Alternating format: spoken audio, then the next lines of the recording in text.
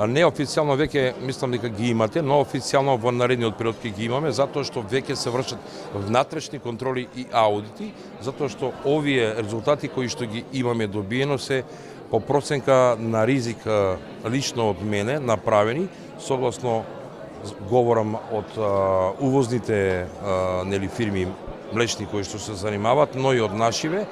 Покрај редовните ќе се направи и аудит да се види и од самото производство како течел настанот. Ќе се вратиме еден чекор наназад за да видиме дали воделе записници, дали воделе лабораториски анализи, дали ова е од пред 15 дена или постоело години наназад.